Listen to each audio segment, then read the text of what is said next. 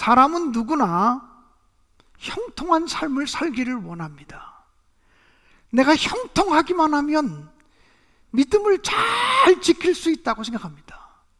그런데 형통할 때 오히려 믿음을 잃어버리고 교만한 사람들이 얼마나 많은지 모릅니다. 또 반대로 사람들은 역경이나 고난이나 환난이 찾아오게 되면 낙심해서 믿음을 잃어버리는 사람들도 매우 많이 있습니다. 평탄하기 때문에 믿음을 잃어버리는 사람도 있고 역경 때문에 믿음을 잃어버리는 사람들도 있습니다. 우리 하나님께서 기뻐하시는 믿음이란 변함없는 믿음입니다. 한결같은 믿음입니다. 성경 속에서 변함없는 믿음, 한결같은 믿음을 가졌던 대표적인 사람이 있다면 저는 욥이라고 생각이 되어집니다. 그래서 오늘 이 시간에는 욥의 믿음을 우리가 다시 한번 생각하면서 은혜를 나누려고 합니다. 일찍이 모세는 이스라엘 백성들을 가나안 땅으로 들여보내기 직전 모압 평지에서 그들에게 신신당부하였습니다. 너희들이 가나안 땅에 들어가면 이렇게 살아야 된다고.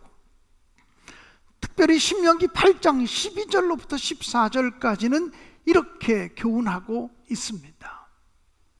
내가 먹어서 배부르고 아름다운 집을 짓고 또 거주하게 되며 또 내가 소와 양이 번성하며 내 은금이 증식되며 내 소유가 다 풍성하게 될 때에 내 마음이 교만하여 내 하나님 여호와를 잊어버릴까 염려하노라. 무슨 말씀입니까?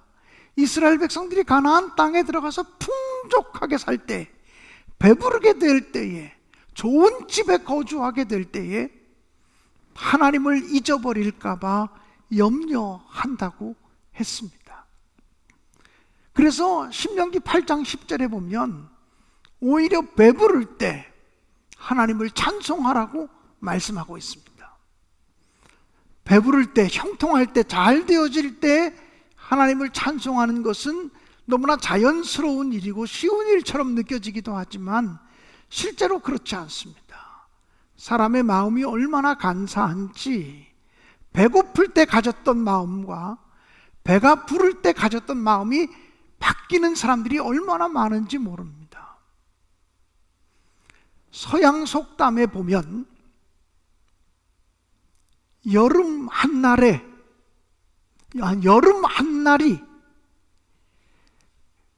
겨울철 열흘보다 더 많은 음식을 상하게 한다는 속담이 있습니다.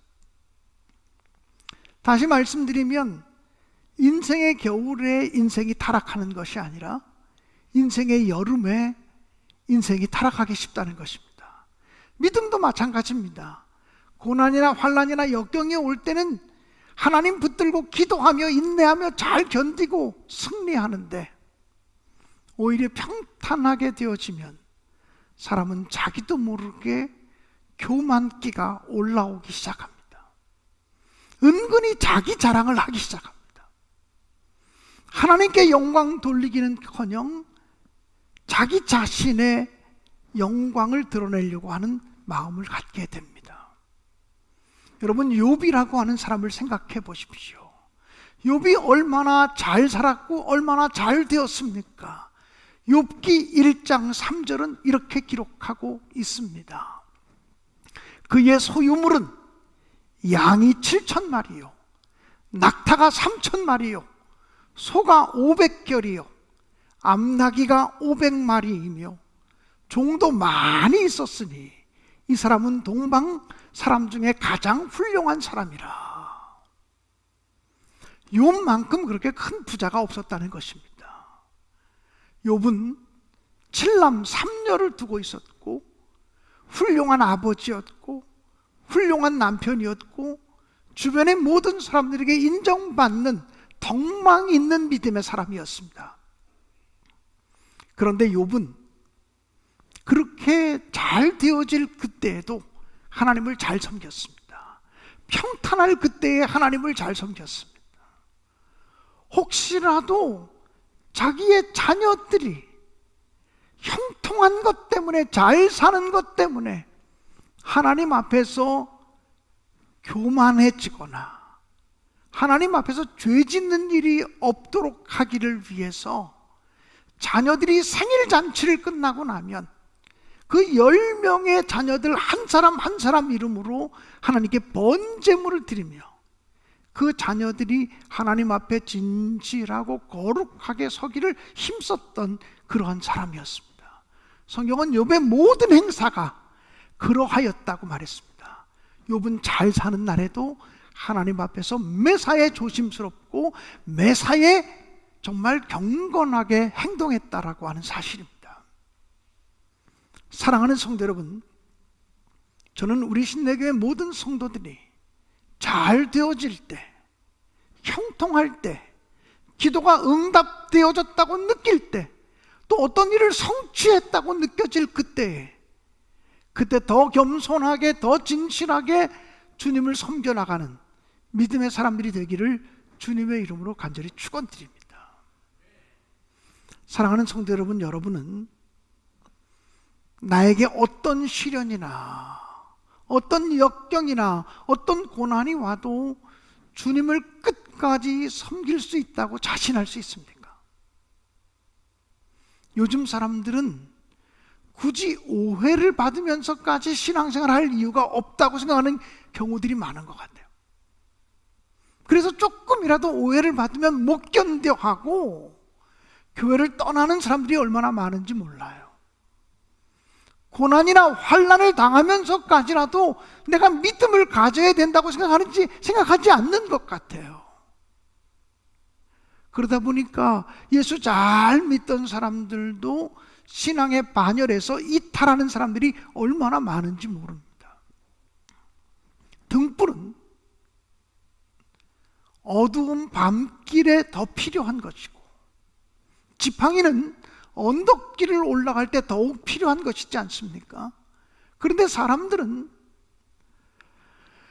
깜깜한 인생의 어두운 시절을 만날 때 오히려 기도의 등불을 꺼버리는 사람들이 많습니다. 인생의 험산 출령을 넘어갈 때 그때 믿음의 지팡이가 더욱 필요한 것인데, 인생의 험산 출령을 넘어갈 때 하나님이 나를 돌보시지 않으시니까 이런 일이 생기지, 그리고 믿음을 저버리는 사람들이 얼마나 많은지 모릅니다.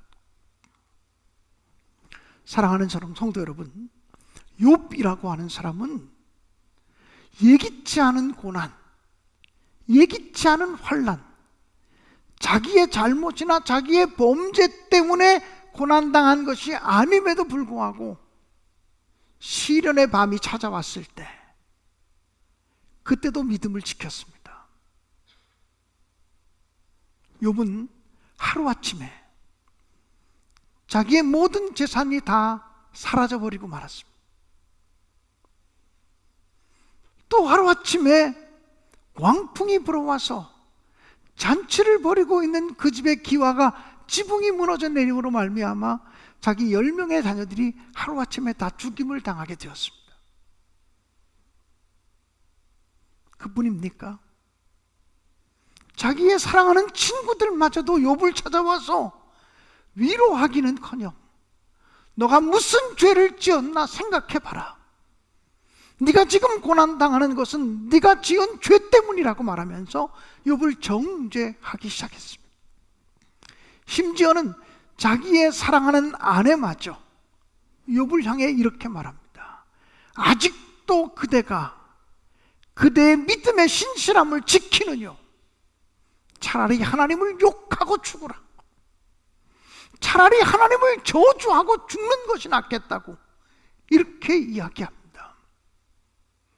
여러분, 재산이 하루아침에 다 날아가고 자녀 10명이 다 하루아침에 죽음을 당하고 친구들이 자기를 공격하고 평생을 함께 가야 할 아내마저 자기에게 하나님을 저주하고 죽으라고 말하는 그런 상황 속에서 욥은 얼마나 외로웠겠습니까?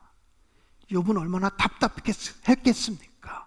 욥은 얼마나 두렵고 얼마나 막막했겠습니까? 그래도 욥은 변함없이 믿음을 지켰습니다. 자기가 하나님을 다 설명할 길이 없어요. 자기에게 왜 이런 고난이 찾아왔는데, 왜 이런 아픔이 찾아왔는지 설명할 길이 없어요. 그래서 욥은 욥기 23장 8절 이하에 이렇게 고백합니다. 그런데 내가 앞으로 가도 그가 아니 계시고, 뒤로 가도, 다시 8절 보여주세요. 내가 앞으로 가도 그가 아니 계시고 뒤로 가도 보이지 아니하며. 9절입니다. 그가 왼쪽에서 일하시나 내가 만날 수 없고 그가 오른쪽으로 돌이키시나 배울 수 없구나. 그러나 내가 가는 길을 오직 그가 아시나니 그가 나를 단련하신 후에는 내가 순금같이 되어 나오리라. 이렇게 말했습니다.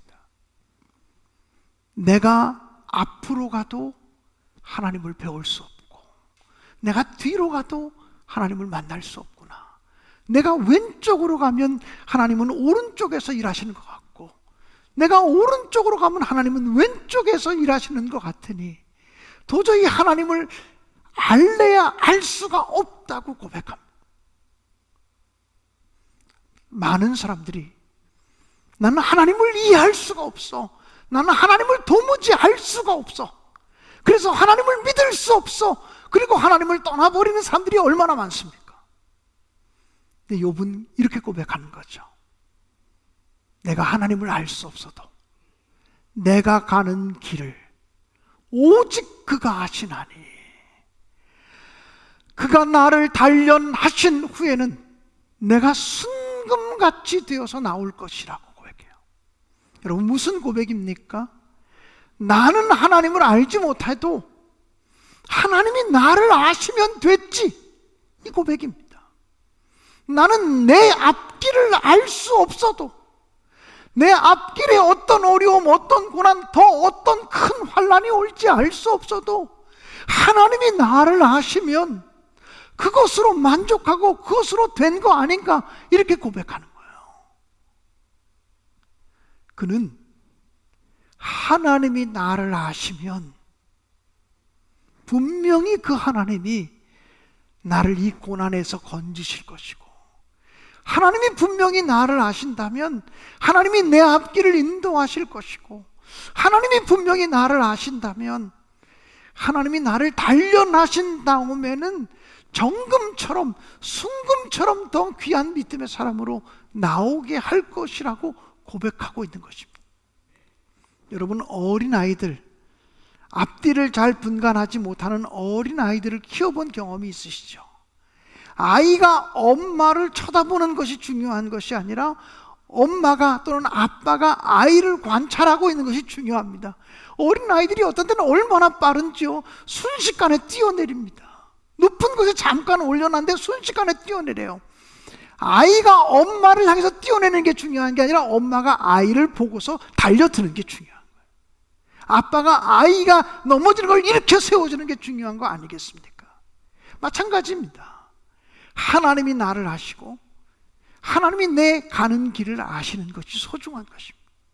욥은 그 믿음이 흔들리지 않습니다. 나는 하나님을 몰라, 도저히 하나님을 이해할 수가 없어서 내게 왜 이런 고난이 오는지, 내게 왜 이런 역경이 오는지, 내게 왜 이런 환난이 오는지 나는 설명할 길이 없어, 난 알지 못해.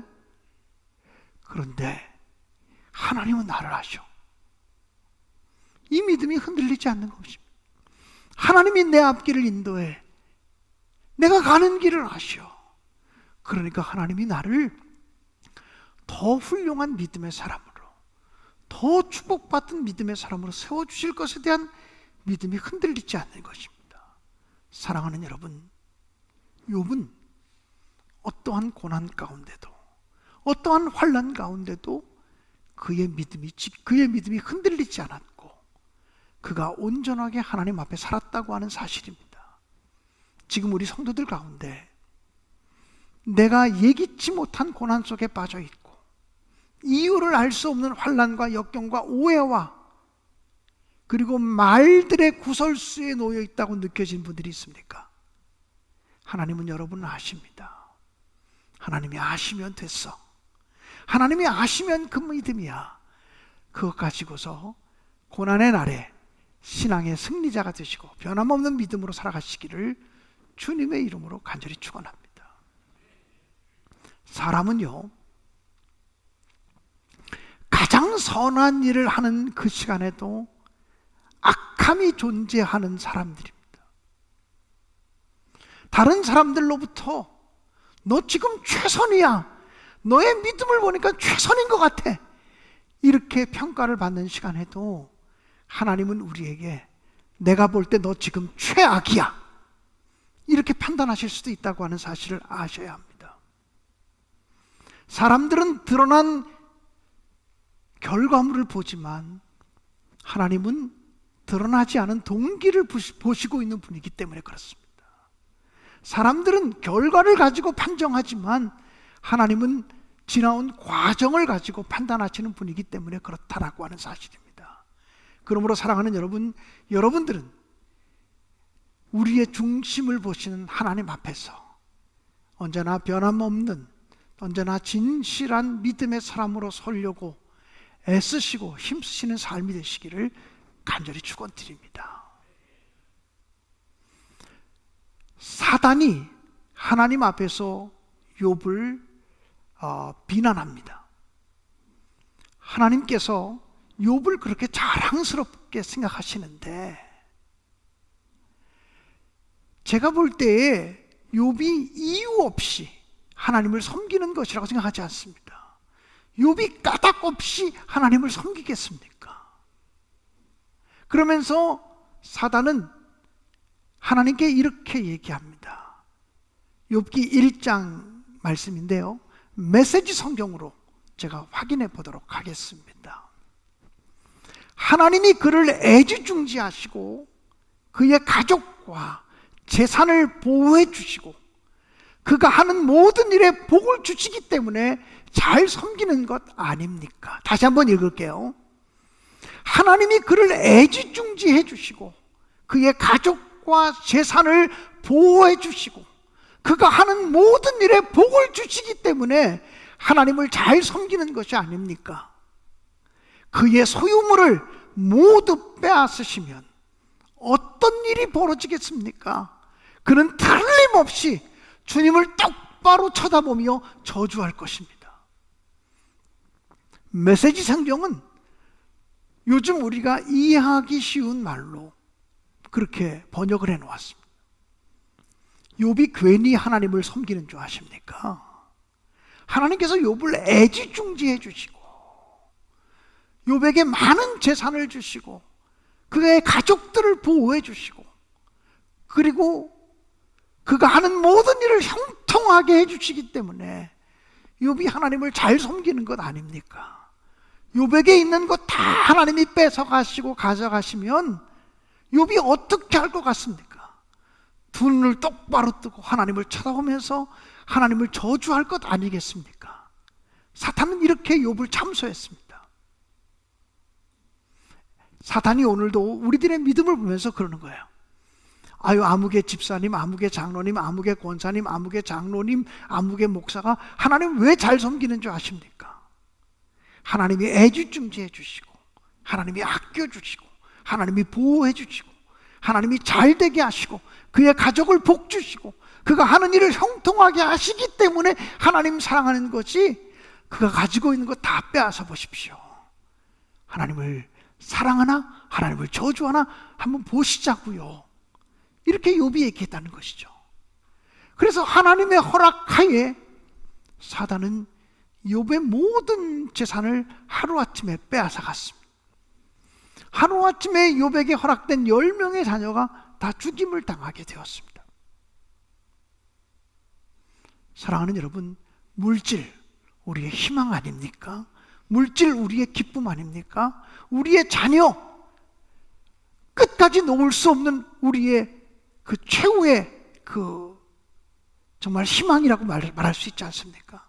다른 거 다 잊어버려도 내 자식 손대지 마, 이런 마음이 우리에게 있지 않습니까? 근데 하나님이 욥의 물질을 다 빼앗아가고 욥의 재산을 다 빼앗아갔어요. 그런데 욥이 어떻게 반응합니까? 하나님을 저주하지 않습니다. 주신 이도 하나님이시요 거둬가신 이도 하나님이시니 오직 하나님의 이름이 찬송을 받으실지니이다라고 말합니다.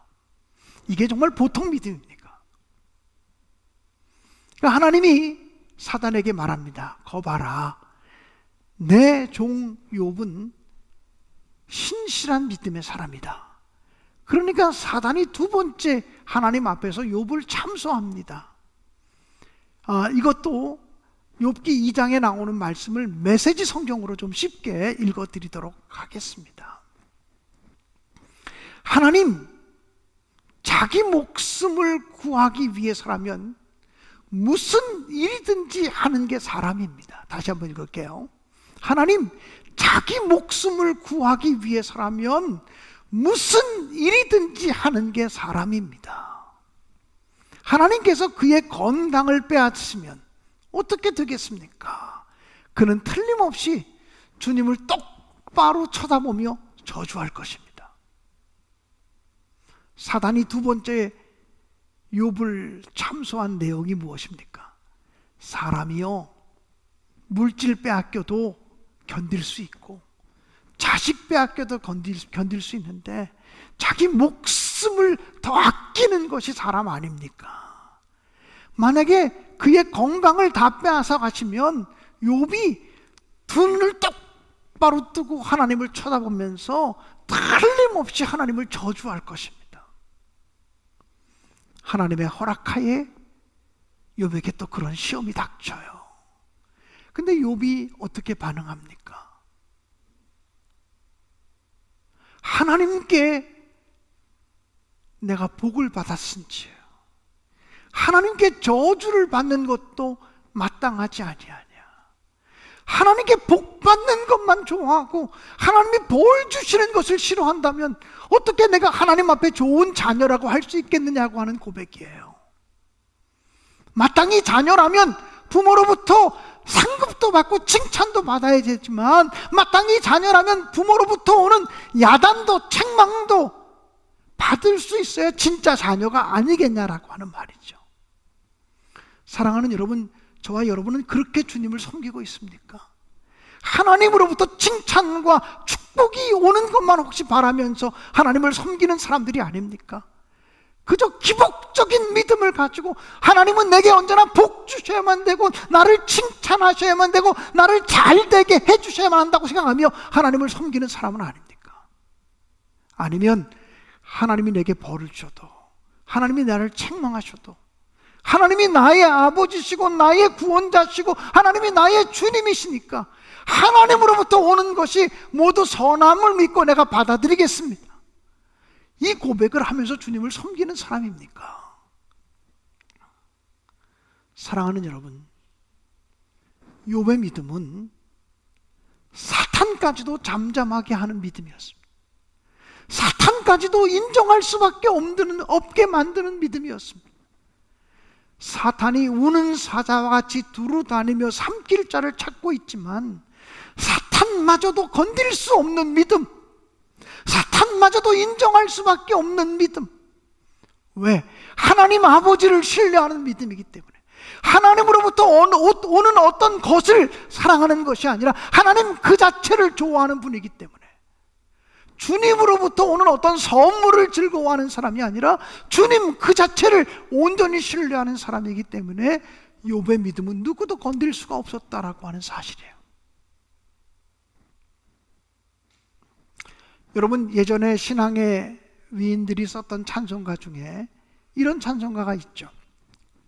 주님을 찬송하면서 할렐루야 할렐루야 내 앞길 멀고 험해도 나 주님만 따라가리.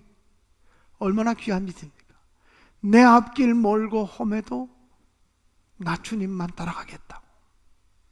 예전에 저희 어머님이 살아계실 때 기도원에서 배웠던 찬송가를 늘 부르셨습니다.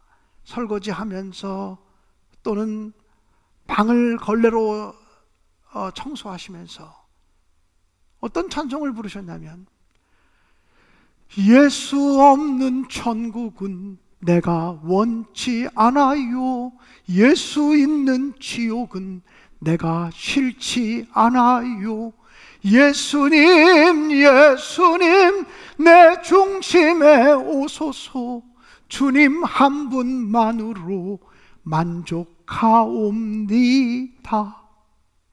예수 없는 천국은 나 원하지 않습니다. 예수님 계신 지옥이라면 나 싫지 않습니다. 그러니까 예수님으로부터 오는 어떤 축복, 그것을 좋아하는 것이 아니라 예수님 그 자체를 좋아한다는 거예요. 하나님으로부터 오는 축복을 사모하는 것이 아니라 하나님 그 자체를 신뢰하고 하나님 그 자체를 의지한다라고 하는 고백이죠.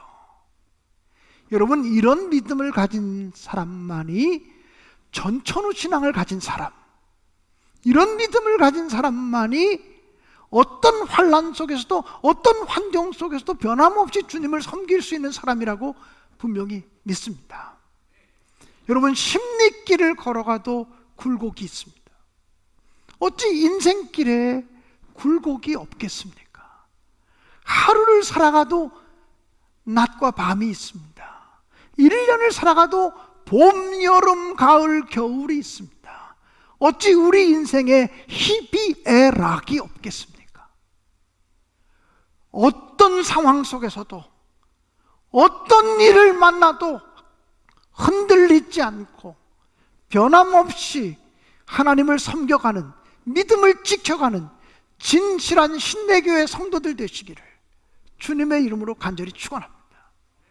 코로나 상황이 우리의 예배를 빼앗아갈지 아니면 더 진실한 믿음의 사람으로 만들어 놓을지, 여러분은 어떤 사람이 되고 싶습니까? 코로나 상황 때문에 한국교회가 무너질 거라고 사람들은 얘기하지만, 어제 저는 우리 교역자들과 그런 말을 했습니다. 코로나 상황 때문에 한국교회가 회복될 수도 있을 거다. 나는 그 믿음을 간다. 왜냐하면 그동안 교회에 대해서 상처받고 교회에 대해서 부담감을 가지고 거물로서의 교회에 못 나오던 사람들이 영상 예배를 보면서 믿음이 회복되고 하나님이 회복되는 사람들이 분명히 생겨질 것이고, 코로나 상황이 끝나질 때 그들이 주 앞에 나와서 예배하는 일들이 생겨지고 말 것이라고 나는 기대 가지며 기다린다고 얘기를 했습니다. 사랑하는 여러분, 저는 분명히 하나님을 신뢰합니다.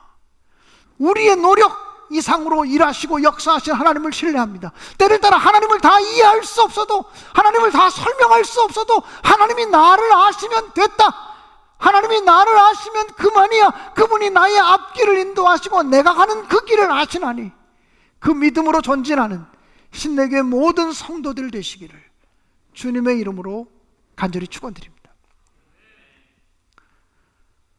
이 세상을 살다 보면 세상이 정말 흔들리고 있구나, 이런 생각을 할 때가 있습니다. 세상은 흔들리고 사람들은 변하여도 나는 주님을 섬기겠다고 우리가 고백할 수 있게 되기를 간절히 바랍니다. 또 어떤 때 살다 보면 우리의 믿음마저 흔들릴 때가 있습니다. 믿음 흔들리고 사람들 주를 떠나도 나는 주님을 섬기겠다고 고백할 수 있기 바랍니다. 주님의 사랑은 영원히 변하지 않네, 나는 주를 섬기리. 주님의 나라는 영원히 쇠하지 않네, 나는 주를 섬기리. 이렇게 고백하며 찬양하며 결단하는 이 시간이 되어질 수 있기를 간절히 기도합니다. 사랑하는 성도 여러분, 오직 의인은 믿음으로 말미암아 사는 사람입니다. 하나님 앞에서 내 믿음을 보시옵소서. 믿음으로 살고 믿음으로 반응하겠습니다. 고백하며 찬양하며 결단하며 오늘 우리의 예배가 하나님께 드려지는 예배가 되기를 간절히 소원합니다. 우리 다 함께 찬양하겠습니다. 세상 흔들리고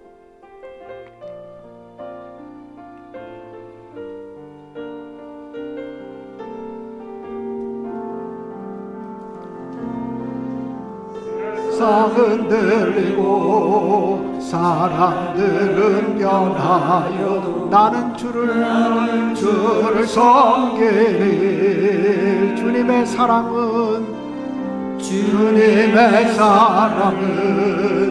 영원히 변하지 않네. 나는 주를 신뢰해.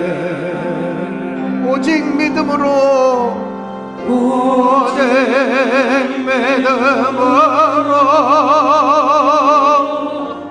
믿음으로 내가 살리라. 오직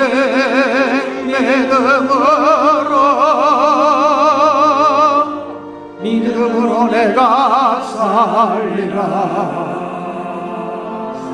믿음 흔들리고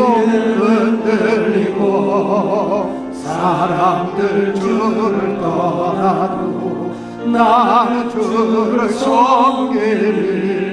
주님의 나라는 영원히 쇠하지 않네. 나는 주를 신뢰. 오직 믿음으로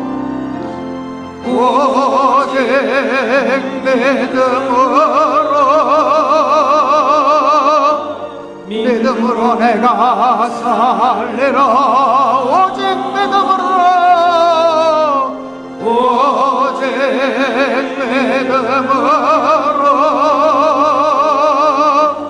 믿음으로 내가 살리라. 오직 의인은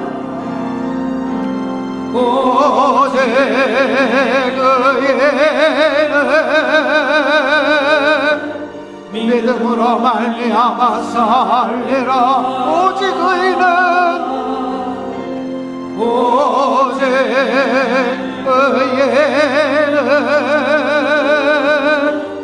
믿음으로 말미암아 살리라. 오직 믿음은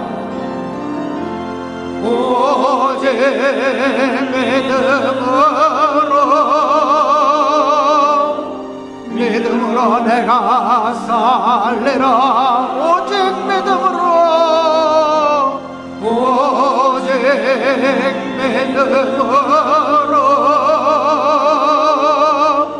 믿음으로 내가 살리라. 오직 의인은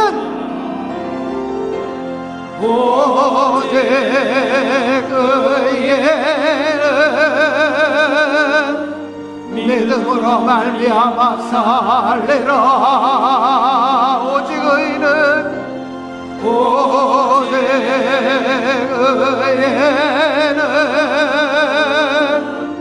믿음으로 말미암아 살리라. 「